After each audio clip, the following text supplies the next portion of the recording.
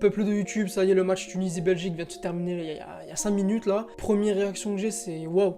Waouh, parce que c'est les feux d'artifice, ça explose de partout. Offensivement, c'est une machine de guerre cette équipe. Hazard, Lukaku, Mertens, le danger, il peut venir de partout. Vous allez me dire, ouais, mais c'est la Tunisie, machin et tout. Je vous arrête tout de suite. La Tunisie, c'est une super équipe de foot. Ils ont tenu tête à l'Angleterre il y a quelques jours là, en perdant juste 2-1 à la dernière minute sur un but d'Harry Kane. Non, franchement, la Belgique, de toutes les équipes depuis le début du mondial, peut-être à part la Croatie, même si la Croatie pour moi ça reste quand même une surprise, mais de tous les favoris annoncés, la Belgique c'est l'équipe la plus convaincante. 2 matchs, 2 victoires, 8 buts marqués, 2 buts encaissés aujourd'hui. Non, franchement les Diables Rouges là ils portent bien leur surnom, ils ont été diaboliques les mecs, c'est des criminels. Ils ont laissé aucune miette aux Tunisiens aujourd'hui. Débrief. Après la rouste qu'ils ont mis au Panama pendant leur premier match, bon on va pas se mentir, le Panama c'est la plus faible équipe du groupe, peut-être même la plus faible équipe de ce mondial. Le sélectionneur belge il a décidé de garder la même compo, les mêmes joueurs, 3, 4, 3. Alors la défense à 3, je suis pas trop fan, j'ai toujours du mal avec cette formation là, mais bon pour l'instant ça paye, même si c'est pas contre des grosses équipes. Avec un Carrasco à gauche dans le milieu à 4, Carrasco on sait tous que c'est pas un mec qui défend de fou. À droite Meunier, bon Meunier pour moi il doit avoir sa place du titulaire au Paris Saint-Germain, mais ça c'est un autre débat, le mec c'est une machine. Ensuite De Bruyne je le trouve trop reculé dans cette formation en fait. À Manchester City il joue dans un milieu à 3, plutôt milieu relayeur, ce qui lui permet d'avoir beaucoup d'impact offensivement. Je le trouve beaucoup trop bas, il part de beaucoup trop loin. Bon ok, contre des petites équipes on va dire que ça passe, mais quand ils vont jouer l'Angleterre lors du prochain match et même par la suite lors des matchs à élimination directe, je sais pas si De Bruyne va apporter ce qu'il a apporté jusqu'à maintenant dans la Coupe du Monde là. Après simplement t'as le point fort de la Belgique, l'attaque. On me parle du Brésil, on me parle de l'Argentine, on me parle même des fois de la France, mais la Belgique ils ont rien à envier à personne, ils ont une des meilleures attaques du monde. Lukaku, Hazard, Mertens, c'est incroyable. C'est incroyable, les mecs ils sont complémentaires, t'as un joueur comme Lukaku qui prend la profondeur à 2000 à l'heure et en pivot, c'est costaud. T'as un joueur comme Hazard, d'ailleurs capitaine, qui régule le jeu offensif, qui distribue, qui fait des différences individuelles. Mertens c'est pareil, non les mecs en attaque, mais c'est la Corée du Nord. Et ça s'est vérifié pendant le premier match contre le Panama, hein, face à une équipe qui mettait le bus pendant tout le match. Ils en ont planté 3. Là la Tunisie, ils ont fait un peu plus le jeu, ils en ont planté 5. Les mecs ils vont s'arrêter où? Et la grande différence avec les éditions précédentes de Coupe du Monde et même d'Euro avec la Belgique, déjà de 1, on les présente moins comme des gros favoris. Je me souviens les compétitions précédentes, on faisait du cinéma sur la Belgique. Résultat, ils se sont cassés les dents sur les 2 éditions de Coupe du Monde et Euro 2016. Là, on a fait beaucoup moins de cinéma. Enfin, personnellement, j'en ai entendu quasiment jamais parler de la Belgique avant la compétition. Les mecs, ils répondent présent. Ils sont là, enfin. Et la deuxième différence entre l'équipe de Belgique actuelle et celle de Marc Wilmots, ils avaient les joueurs offensifs à l'époque. Ils avaient les Hazard, les Lukaku, les De Bruyne, etc. Ils les avaient ces joueurs-là. La grosse différence, c'est que enfin aujourd'hui, ils arrivent à jouer entre eux. Bah ouais, moi je me souviens à l'Euro 2016 et la Coupe du Monde 2014, sur le papier la Belgique c'était incroyable, mais leur match c'était des purges. Offensivement il n'y avait rien, ils se créaient quasiment pas d'occasion, ils marquaient très peu, ils se faisaient éliminer comme des grosses merdes. Mais là c'est le feu d'artifice offensivement la Belgique. J'y vois peut-être une explication toute simple. Thierry Henry il fait partie du staff belge,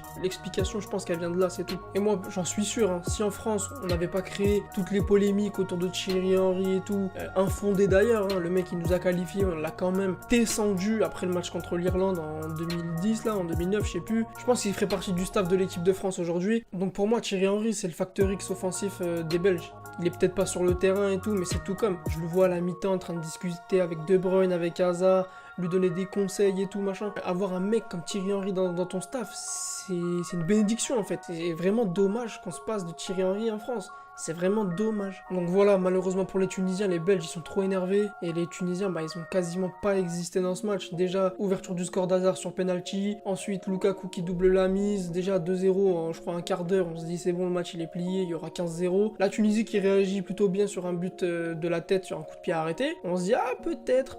En plus de ça, juste après ce but, la Tunisie est beaucoup plus dangereuse que la Belgique je trouve. Donc de la 20e à la 45e, la Belgique recule un petit peu. Mais dès que Lukaku il marque le but du 3-1 sur un magnifique travail de Meunier. C'est pour ça que je dis que ce mec, il faut qu'il soit titulaire au Paris Saint-Germain. Je suis pas supporter parisien, mais se passer d'un mec comme Thomas Meunier sous prétexte qu'il y a Dani Alves qui a 100 ans, c'est un dinosaure le mec, c'est n'importe quoi. Thomas Meunier doit être tous les jours titulaire et il le prouve, il le montre là. Dans ce mondial. Encore aujourd'hui, c'est lui qui fait la différence sur le but de Lukaku et la Belgique qui rentre à la mi-temps avec un score de 3-1. Le match il est plié, je suis désolé, mais à la mi-temps déjà on sait que la Belgique va prendre les 3 points. Surtout, malheureusement pour les Tunisiens, ils perdent 2 joueurs blessés, le défenseur Ben Youssef et le buteur Dylan Brown, les deux sortent blessés. Alors, ça se complique encore plus pour la Tunisie. Et voilà, donc la deuxième mi-temps reprend. Et là, tu sens les Belges, ils sont trop au-dessus. La Belgique, ils sont trop au-dessus. La Tunisie, ils peuvent pas gagner, ils peuvent pas revenir. Ils existent même plus dans le match, en fait. Ça joue bien, ça combine bien pour les Tunisiens, etc. Mais tu sens qu'ils sont inoffensifs. Courtois, il est quasiment pas inquiété dans la deuxième mi-temps. Donc après, bah, t'as Lukaku, il sort, c'est Batshuayi qui rentre, Hazard qui double la mise, mais quel but d'Hazard, putain le mec, enfin on retrouve le Hazard qu'on aime, enfin on retrouve le Hazard qu'on connaît. Ensuite bah Michy Batshuayi qui rentre, il a 700 000 occasions, c'est pour ça que je vous dis, offensivement la Belgique c'est un truc de ouf. Tu sors Lukaku, tu fais rentrer Michy, mais offensivement, t'es toujours aussi dangereux. Bon, au niveau de la finition, Michy Batshuayi, c'est maladroit, mais sur 600 occasions, il t'a quand même mis un but. Bon, heureusement qu'il t'en a mis un d'ailleurs, mais voilà, le résultat y est. Donc il y a 5-1, les Tunisiens, comment vous dire, à part sauver l'honneur, ils peuvent rien faire, et ils le font grâce à Wabi Kazri sur un but, grâce à un but en toute fin de match. Score final 5-2, je pense qu'ils auraient pu éviter ce dernier but, les Belges, ils l'ont joué un peu trop facile, mais bon. L'essentiel il est fait, ils ont martyrisé la Tunisie, ils prennent les 3 points, je crois d'ailleurs qu'ils sont qualifiés, je crois que d'ailleurs aussi les Tunisiens sont éliminés, enfin je suis pas sûr, ça dépend du résultat de tout à l'heure, mais ils ont 90% de rentrer à la maison. Donc voilà, Belgique 6 points, ils font le job, c'est la seule équipe du mondial présentée comme grosse qui fait le job face aux équipes on va dire faibles, contrat rempli pour les Belges. Et là, je me dis que si l'Angleterre bat le Panama demain, on aura la Belgique et l'Angleterre à 6 points, donc ex-aequo de points. Bon, la Belgique aura un meilleur goal average, je pense, que l'Angleterre à la fin de ces 2 matchs. On aura une finale de groupe pour la première place. Et là, ça va être un match super intéressant parce qu'on a jugé les Belges face à des équipes dites plus faibles. Là, on va vraiment les voir jouer face à une équipe de niveau assez équivalent, même si je mets les Belges au-dessus. Mais voilà, ça va quand même être un beau match à suivre. Au niveau des tops pour ce match, évidemment, je vais mettre Hazard. Enfin, on retrouve le grand joueur que c'est. Je vais pas polémiquer 107 ans sur ce joueur. Donc voilà, il met un doublé, c'est le capitaine de l'équipe, il amène tout le monde vers le haut. Je le mets en top. Ensuite, je vais mettre en top Lukaku. Pareil, il a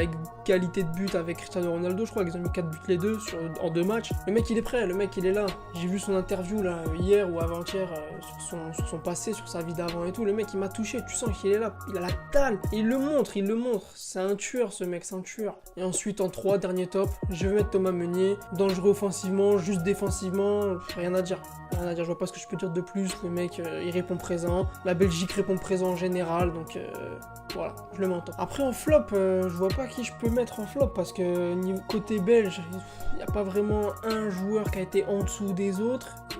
Il y a surtout eu des joueurs vraiment au-dessus des autres, mais les autres ils sont restés à un niveau assez équivalent. Côté tunisien, bah en face c'est la Belgique, tu veux qu'ils fassent quoi les mecs? Ils se sont battus avec ce qu'ils avaient, ils ont même bien joué je trouve. Ils perdent 2 joueurs assez rapidement, ils en mettent quand même 2. C'est révélateur aussi de la faiblesse défensive de la Belgique. Donc peut-être en flop, la défense belge. Ils ont quand même encaissé 2 buts face à une équipe tunisienne assez faible. C'est le point faible annoncé de cette équipe de Belgique, ça se vérifie aujourd'hui en tout cas. Donc voilà, mini flop, c'est vraiment un mini flop, c'est vraiment pour en trouver un. Je vais mettre la défense belge quand même. Donc voilà, tout ça pour dire que la Belgique c'est vraiment l'équipe qui répond présent, en tout cas des favoris annoncés, c'est la seule qui répond présent jusqu'à aujourd'hui. Ils font le job, ils sont bons, ils sont beaux à regarder jouer. Non franchement la Belgique c'est vraiment mon petit coup de cœur de ce mondial. Je vais pas vous cacher qu'avant ce mondial, bah j'attendais pas grand chose d'eux, je les mettais pas dans mes favoris personnels, ils sont en train de me faire mentir. Tant mieux pour les Belges, hein. Donc voilà. Prochain rendez-vous pour la finale du groupe contre l'Angleterre. Là on va vraiment les juger face à un gros. J'ai hâte de voir ce match là, parce que l'Angleterre mine de rien, malgré un match contre la Tunisie assez difficile, ça reste quand même une belle équipe avec Harry Kane qui je pense va encore faire parler de lui, donc on aura un match dans le match entre Harry Kane et Lukaku, ça peut être intéressant. Et sinon pour les Tunisiens, bah malheureusement pour eux je crois qu'ils sont à 95% d'être éliminés quoi, ils ont déjà un pied à Hammamet. Ça me rend triste parce que en tant que rebeu, quand je vois mon pays le Maroc, l'Égypte, la Tunisie rentrer, je me dis vaut mieux qu'on retourne faire des briques ou de la harira ou j'en sais rien, parce que c'est malheureux. Mais bon, entre le Maroc est tombé dans un groupe assez difficile et la Tunisie pareil, la logique des choses est respectée, mais bon, ça fait toujours de la peine. En tout cas, j'espère que cette vidéo vous a plu. N'hésitez pas à lâcher un like, à vous abonner, tout le tralala, vous connaissez. Peace.